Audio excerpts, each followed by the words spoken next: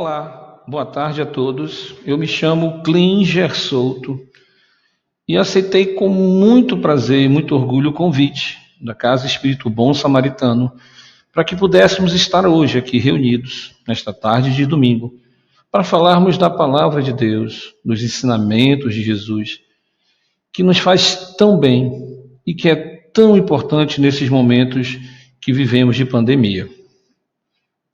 Falar sempre do ensinamento de Jesus nos traz sempre muitas reflexões.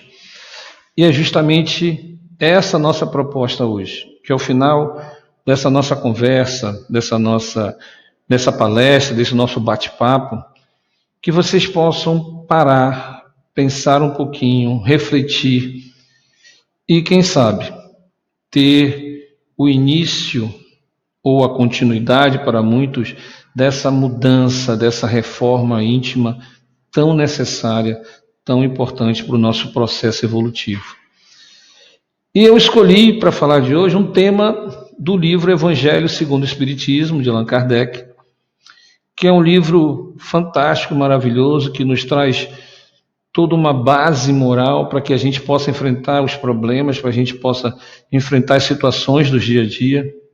Ele é um livro que nos dá essa segurança, essa paz, né?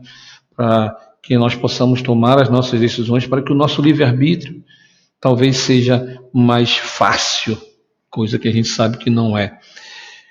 E eu escolhi o capítulo 12, cujo título ele é bastante convidativo para a nossa reflexão. Amai os vossos inimigos. E esse capítulo ele começa com o item, que é o tema da nossa palestra, de pagar o mal com o bem, ou retribuir o mal com o bem. E esse não é um tema tão fácil, esse é um tema que para muitas pessoas parece ser inatingível, impossível. E a minha missão hoje, embora difícil, ela é uma missão muito gratificante, de muita gratidão pela espiritualidade ter me dado essa oportunidade de conversar com você sobre esse tema. Bom, o tema começa com algumas citações de Jesus. Eu vou ler uma delas. Eu inicialmente queria explicar que esse texto é belíssimo, essa explicação, essa explanação que é dada nesse capítulo é de uma singeleza, é de uma pureza, uma coisa muito linda de nós podermos ler. Então, todos aqueles que têm o Evangelho, que puderem, façam essa leitura, porque nós vamos pincelar alguns trechos dessa leitura para que a gente possa efetivamente conversar e fazer reflexões. Então esse trecho, né, esse item, ele começa com algumas citações de Jesus. Eu vou pegar a primeira para a gente ler, eu vou pedir permissão para que eu leia para vocês, e a gente vai conversar basicamente sobre essa primeira citação de Jesus, que começa assim: aprendestes que foi dito. Antes que eu continue, é legal a gente pensar que toda vez que Jesus falava isso, aprendeste que foi dito, temos que lembrar que havia já leis, né, as leis mosaicas, havia leis que eram seguidas pelas tradições, após encarnações, séculos e séculos, né? A gente está falando de um período muito longo em que de pai para filho se passava as tradições e as leis a serem seguidas. Então, quando Jesus fala assim, aprendeste que foi dito, ele quer dizer para a gente, olha, foi isso aqui que vocês aprenderam, mas calma aí que a gente vai conversar sobre isso.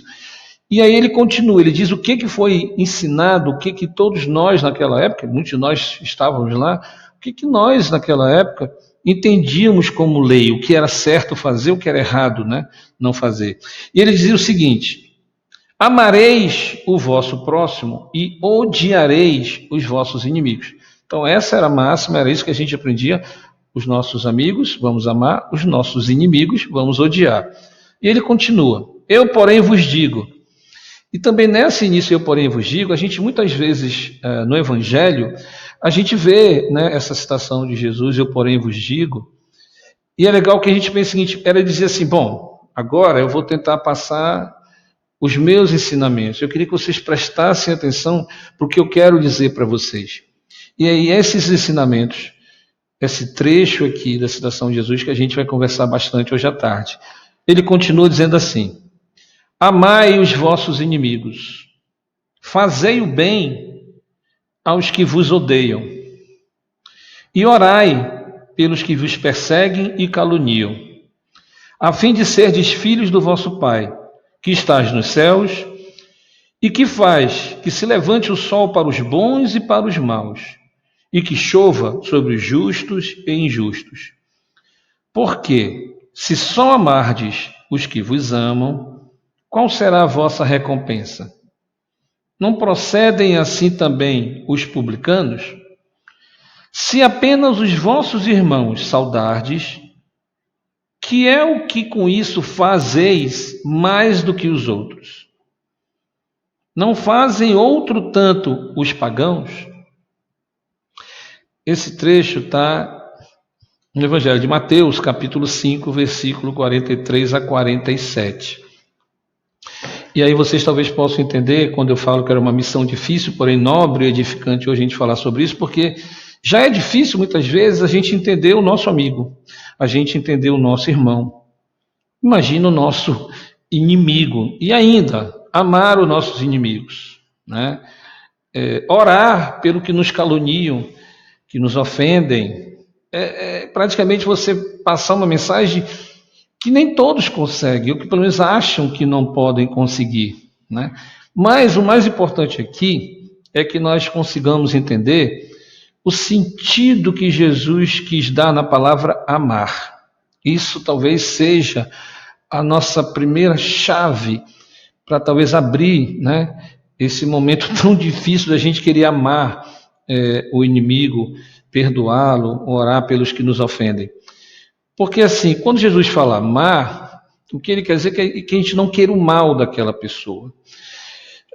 É claro que ele não quer aqui dizer que nós vamos amar o nosso inimigo da mesma maneira, da mesma forma que nós amamos os nossos amigos.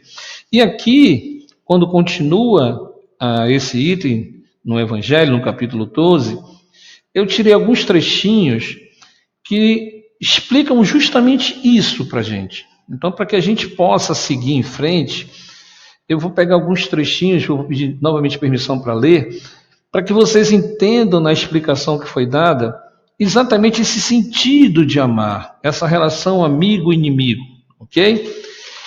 Bom, diz assim o texto: há geralmente equívoco no tocante ao sentido da palavra amar. Não pretendeu Jesus, assim falando, que cada um de nós tenha para com seu inimigo a ternura que dispensa ao irmão ou amigo. Então aqui é o que diz, Jesus nunca disse para a gente assim, amem o seu inimigo na mesma maneira, na mesma proporção que você ama o seu amigo. Ele continua. Enfim, ninguém pode sentir em estar com o inimigo prazer igual ao que sente na companhia de um amigo. Claro, quando a gente está com um amigo, o prazer que a gente tem daquela companhia, das nossas conversas, das nossas trocas de emoções, de sentimentos, de solidariedade, não pode ser igual àquela pessoa que me odeia, né? Aquela pessoa que quer o meu mal, aquela pessoa que me ofende. Ele continua mais ainda. Amar os inimigos não é, portanto, ter-lhes uma afeição que não está na natureza. Ou seja, eu não posso forçar isso. Se eu tenho aquela pessoa, sei que não gosta de mim, eu não tenho como forçar que eu ame, que eu goste daquela pessoa com a mesma intensidade que eu amo o irmão, que eu amo a minha mãe, que eu amo meu pai, que eu amo o meu melhor amigo, que eu amo os meus primos. É de uma maneira diferente. Ele continua. Visto que o contato de um inimigo nos faz bater o coração de modo muito diverso do seu bater ao contato de um amigo. E isso é bem legal, porque muitas vezes na universidade, no nosso trabalho, às vezes nas festas de família, nós temos pessoas que a gente tem uma afinidade maior. E o nosso coração bate tranquilo, bate mais calmo, bate mais amoroso. Quando às vezes a gente tem que estar perto de uma pessoa que a gente sabe que não gosta tanto da gente, ou que a gente tem uma certa aversão, o bater do coração parece que é diferente, a gente não se sente tão à vontade, não há aquela troca de energia. E ele continua dizendo assim: amar os inimigos não pode, pois, significar que não se deva estabelecer diferença alguma entre eles e os amigos. Então é claro, gente, é claro que há uma diferença no amar a um amigo e amar o inimigo. O que nós temos que pensar é o seguinte, que quando a gente pensa mal de uma pessoa, a primeira impressão que nós temos é que nós estamos fazendo o mal para aquela pessoa. A gente não entende que pensar mal de alguém, primeiramente, nos faz mal. E quando a gente pensa o bem, a gente quer o bem para uma pessoa, aquele bem claro que vai, aquela energia que a gente direciona vai atingir aquela pessoa, mas a pessoa mais beneficiada, a pessoa que mais se beneficia quando pensa no bem, somos nós mesmos. Então, a gente se alimentar de energias ruins, de energias negativas, a gente ficar aqui com ódio, com rancor, com raiva de uma determinada pessoa, porque ela nos fez alguma coisa, essa alimentação, essa energia negativa, gente, não fica com a pessoa. Não é ela que recebe aquela carga negativa, somos nós. Isso acaba nos trazendo alguns problemas, que a gente vai conversar daqui a pouco, de ordem até física. A gente tem envenenamento das nossas células, né? O desalinhamento, né? As células ficam totalmente desalinhadas, nossas células. A gente às vezes tem pressão arterial subindo, pessoas que ficam vermelhas, pessoas que têm baixa de pressão, sente calafrios, são uma série de fatores, de sentimentos gerados por nós mesmos quando a gente pensa mal das outras pessoas. E a gente não precisa querer o mal ou desejar o mal porque aquela pessoa nos faz isso, nos deseja o mal. Eu vou dar um exemplo. Vamos imaginar que vocês foram na casa de um amigo de vocês. Esse amigo acabou de comprar um ventilador. Foi montar esse ventilador, porque ele é muito bom, um ventilador moderno. E ele monta o ventilador, você está ali do lado, e ele vai ligar o ventilador na velocidade 1. Assim que ele liga, o ventilador, que não era de toda essa qualidade, se despedaça todo, voa peças para tudo que é lugar, até causando, ou podendo causar um acidente em casa. A minha pergunta é, ao ver esse ventilador dessa maneira, você sairia da casa do seu amigo e iria numa loja comprar o mesmo ventilador e além de montar, você colocaria ele na velocidade 4, por exemplo? Não, a gente não precisa fazer uma coisa que a gente sabe que está errada. A gente não precisa fazer uma coisa que a gente sabe que vai nos trazer problema. Então, quando eu sei que uma pessoa deseja o meu mal, quando eu sei que uma pessoa me odeia, eu não preciso retribuir, eu não preciso ter o mesmo ato. Porque, novamente, eu vou estar me alimentando de energias muito ruins, que só vão me fazer mal, não vão fazer mal. Pensem bastante isso, não vão fazer mal ao meu inimigo. Não é isso. E lembre-se, quando Jesus fala nesse texto, a explicação que a gente tem no Evangelho, ele vai um pouquinho mais. Ele quer dizer para a gente que não é só a gente ali não querer o mal das pessoas, não desejar o mal. Ele quer também dizer para a gente que a gente esteja, sim, prontos, possivelmente, para aquela pessoa que nos vem, que nos procura, pedindo às vezes perdão. Aquela mesma pessoa que nos quer o mal, às vezes ela nos procura para pedir o perdão. E que a gente esteja pronto, de braços abertos. Esse também não é um passo tão fácil, a gente vai falar um pouquinho do perdão. Mas veja, sabe qual é o problema, gente? É porque às vezes uma pessoa nos faz o mal e é como se a gente batesse uma fotografia, ou como diria meu pai, uma chapa. Você bate ali uma fotografia daquele momento que a pessoa lhe fez mal. E você guarda aquela fotografia. Você leva para sua casa, para sua vida e guarda num baú. E todo dia você fica vendo aquela fotografia. Isso lhe alimenta, isso lhe traz energias muito ruins. E às vezes se passa 1 ano, 2 anos, 3 anos, 4 anos, você continua vendo aquela fotografia. E muitas vezes aquela pessoa que naquele momento lhe fez o mal, ela mudou, ela se transformou, ela é uma pessoa melhor hoje, mas a fotografia que você tem dela ainda é aquele momento lá de trás que lhe causa ainda muita raiva, lhe causa muita dor. E aí a gente vai falar um pouquinho disso. O quanto é importante a gente talvez se livrar desse sentimento, e quanto é importante o perdão. Fisicamente falando e cientificamente mais ainda falando, hoje a ciência já nos comprova que essas energias negativas, e eu vou citar a raiva, ela nos traz muitos malefícios para a nossa vida física.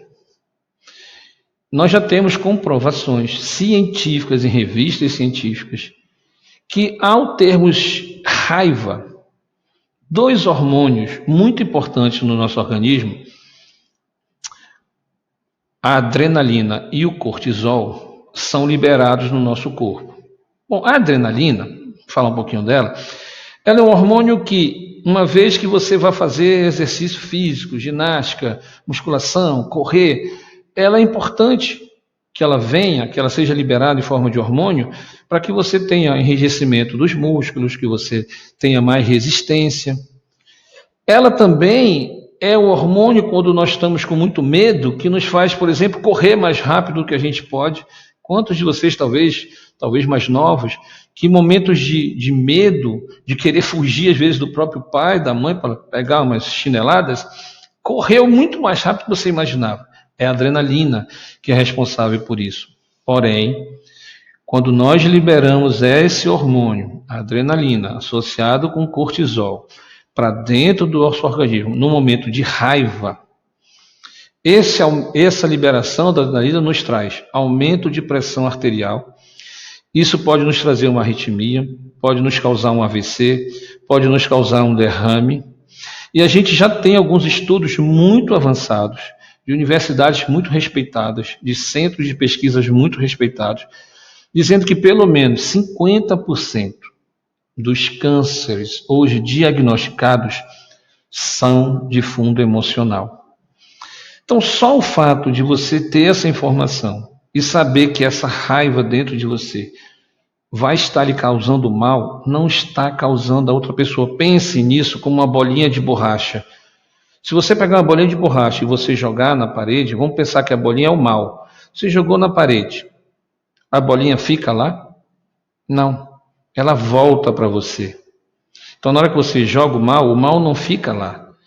O mal fica em você, ela volta para você. E sabe o que é mais interessante? Que quando alguém nos faz mal e a gente quer retribuir o mal com o mal, a gente geralmente quer aumentar a dose. Então, se aquela pessoa fez me sofrer, ela vai sofrer muito mais. Eu vou falar algumas frases aqui, vamos ver se a gente lembra de algumas coisas no nosso dia a dia. Frases que a gente poderia evitar, né?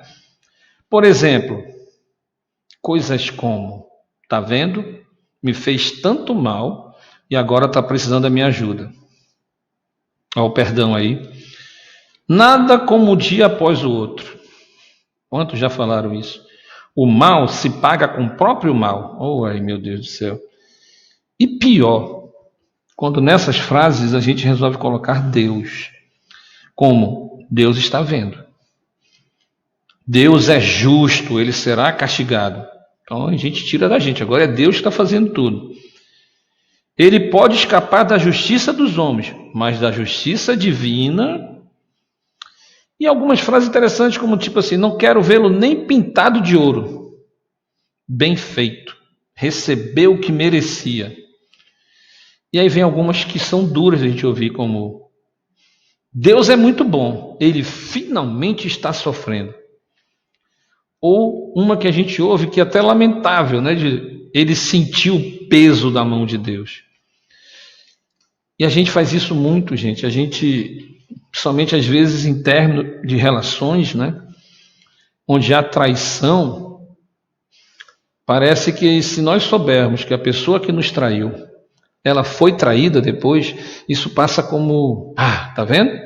Mereceu, teve o que merecia. Me traiu, foi traído da pior maneira possível. A gente deseja esse mal. Então, quando Jesus fala de amar os nossos inimigos, justamente não é no sentido de amar como a gente ama um amigo, mas não desejar o mal. Sabe, eu sempre gosto de usar uma coisa muito interessante, que é como se fosse uma caderneta de poupança. Vamos colocar assim, uma caderneta de poupança divina. Abra uma caderneta de poupança em que você tem tudo que você faz de coisas boas são créditos para você, e tudo que você faz de ruim são débitos. Créditos, a gente está no azul, débito, a gente está no vermelho. Então, uma pessoa nos faz o mal, ela vai ficar no vermelho, ela está contraindo para ela débitos. Mas se eu também resolvo fazer o mal, retribuir com o mal, eu também vou para o vermelho. E se o meu mal ainda é pior, eu ainda fico mais negativado. Brevemente, o SPC, ou Serasa Divino, vai estar aí pegando você. A gente ainda está no mundo de provas e expiações.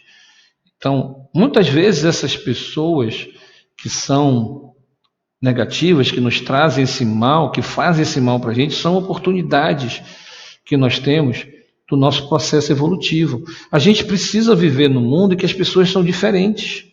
Vocês já imaginaram se todas as pessoas que vocês conhecem fossem iguais a você, pensassem igual? Como é que a gente ia fazer o nosso processo evolutivo?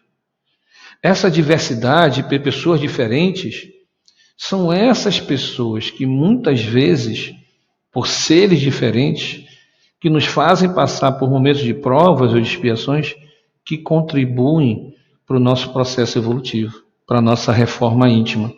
No Livro dos Espíritos, vou pedir permissão mais uma vez que eu leia, mas no Livro dos Espíritos, na questão 919, item A, aquela famosa de Santo Agostinho, em que ele fala o que a gente precisa para não ser arrastado para o mal e ser feliz, né? Quando ele fala conhece-te a ti mesmo, mas depois Santo Agostinho faz uma explanação belíssima do nosso autorreconhecimento.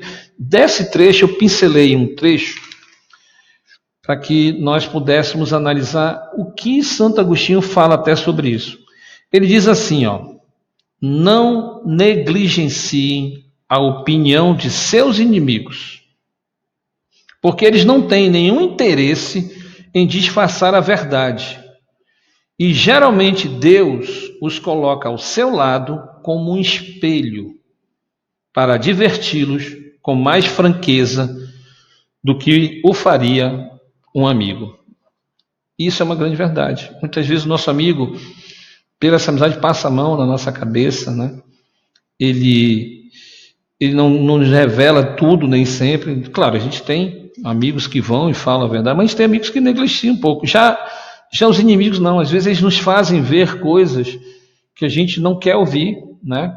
E muitas vezes, pessoal, nós temos que pensar o seguinte, às vezes uma pessoa, ela tem um jeito mais direto, objetivo, ela não é tão amorosa, não é tão acolhedora, e às vezes ela vem e nos fala uma coisa que nos magoa, vai embora, sem saber que nos magoou, sem saber que nos fez o mal, e nós ficamos com aquilo na cabeça. Ai meu Deus, cara, eu vou também, ficamos pensando mal, ficamos desejando mal àquela pessoa, sem ela saber que nos fez mal, por ser o jeito dela, a maneira como ela trata as pessoas. Se está certo ou errado é uma outra história, mas a gente fica alimentando essa coisa negativa dentro da gente que só nos faz mal. E muitas vezes a gente olha, consegue, também numa passagem do Evangelho, a gente consegue ver no nosso inimigo, principalmente no nosso inimigo, a gente consegue enxergar um cisco, pequenininho que seja no olho dele, enquanto na nossa olho aqui tem uma trave, uma tora de madeira que a gente não consegue enxergar. Tem um trecho que eu acho muito legal, uma frase de um escritor e poeta inglês, William Shakespeare, que ele fala assim que desejar o mal é como tomar um copo de veneno, então vou tomar um copo de veneno, querendo que o outro morra. Isso é muito interessante porque parece que a gente deseja o mal achando que nós vamos atingir a pessoa, e na verdade a gente só consegue nos atingir, a gente não consegue atingir o outro. Então, o que Jesus, nesse trecho, tenta nos passar é não desejar o mal. Que vocês possam, num momento de raiva, na hora que vocês vão... peraí, deixa eu pensar um pouquinho. Eu vou desejar o mal, isso só vai me fazer mal. Não tem nenhum bem para mim, não tem nada que eu pensando dessa maneira vá me trazer benefícios. Eu só vou ser prejudicado por isso. No próprio trecho ainda desse capítulo, Kardec faz uma frase brilhante aqui. Ele diz o seguinte, olha, amar os inimigos é não lhes guardar ódio, nem rancor, nem desejos de vingança. É perdoar-lhes, sem segundas intenções. Então não é aquele perdoar para que eu fique bem na fita, para que todo mundo me elogie, ele é tão bonzinho, ele perdoa todo mundo, que maravilha, que maravilha. Não, né? Não é isso, não é esse sentido, né, que a gente quer dar aqui. O mal que nos causa, ou seja, a gente tem que perdoar qualquer mal que nos façam. E ele continua, não opor nenhum obstáculo à reconciliação com eles. É desejar-lhes o bem e não o mal. Então, se a gente conseguir, pelo menos parar, refletir, analisar que esse mal que a gente deseja ao outro, na verdade, não faz mal para ele, faz mal para a gente. E que se ao desejar o bem para essa pessoa, na verdade, lembra da história da bolinha? Esse bem volta para a gente. E sempre que a gente tem essas dúvidas, uma coisa que o Espiritismo me trouxe de muito bacana, sempre que eu estou encurralado para tomar uma decisão difícil, para me tomar uma orientação, eu aprendi que uma das melhores fórmulas é parar e pensar assim, o que Jesus faria nesse momento, né? Já que a gente sempre pensa em Jesus como nosso modelo e guia, modelo a ser seguido e guia aquele que pega na nossa mão e nos leva, nos conduz. Então sempre que eu penso nisso, eu fico pensando em algumas passagens que a gente tem de Jesus, como por exemplo, o cego de Jericó, em que Jesus lhe devolve a visão, não porque ele era o melhor amigo de Jesus, mas para que ele pudesse ter a visão de volta e segui-lo, né? Como um fiel seguidor e divulgador das suas palavras. Se a gente pensar em Maria de Magdala, né? Com todos os seus problemas, sua ignorância, que Jesus viu ali a beleza da alma, a pureza que ela tinha nos sentimentos e que se tornaria depois uma das maiores divulgadoras das suas palavras. Se a gente pensar em Zaqueu, né? E não pensar só que Cristo não viu ali nele somente a usura, a ganância pelo poder, mas viu que ele poderia sim depois se tornar um homem justo e que pudesse divulgar essa justiça para outras pessoas. Se a gente pensar em Pedro, quando nega Jesus pela terceira vez, em que Jesus não vê ali como uma decepção, ele vê ali como um ato falho, mas que ao perdoá-lo, ao entendê-lo, estaria dando a Pedro a oportunidade de se tornar um dos maiores apóstolos cristão do mundo, né? Quando a gente pensa em Judas, né, que apesar da sua traição, Jesus foi complacente e teve o perdão para com ele. Se nós pensarmos na própria crucificação, na célebre frase de Pai, perdoai, não sabe o que fazem, se a gente pensar nisso tudo, se a gente pensar em Jesus como nosso modelo, como nosso guia, se nós pensarmos que rancor, ódio, raiva, vingança não nos fazem bem, até organicamente, fisicamente nos fazem muito mal. Se a gente pensar que Jesus nos pediu não para amar os nossos inimigos da mesma maneira que a gente ama os nossos amigos, mas para não desejar o mal. Que vocês possam parar um pouquinho, que vocês possam refletir sobre isso na hora que esse momento vier para vocês. O texto do Evangelho aqui praticamente ele termina com uma frase que eu destaquei, que eu acho belíssimo para que a gente possa ter. Ele diz assim, ora, para ser superior ao seu adversário, preciso é que tenha a alma maior, mais nobre, mais generosa do que a desse último. Meus amigos, meus irmãos, minhas irmãs, eu queria que ficasse para todos vocês essa reflexão de amar o inimigo. Por que não? Por que não, pelo menos, não desejar o mal? Por que não afastar de vocês ódio, vingança, raiva? Pensem no veneno. Quem está tomando esse veneno são vocês, não é o inimigo. Pensem também na bolinha que vai trazer, se você jogar o bem, vem o bem para você. E é essa nossa reflexão de hoje. É com isso que eu gostaria que vocês pensassem, parassem e entendessem que uma das principais razões da doutrina espírita ter vindo até nós foi de a gente poder fazer essas mudanças, que nós pudéssemos dar início à nossa reforma íntima. E aqui hoje nós estamos conversando sobre um caminho bastante possível, que parecia impossível, mas que eu tenho certeza que após uma reflexão, após vocês pensarem em Jesus como modelo e guia, após vocês elevarem os pensamentos a Deus, isso pode ser sim bastante possível de ser feito. Muito obrigado a todos. Que todos fiquem com Deus. Até logo.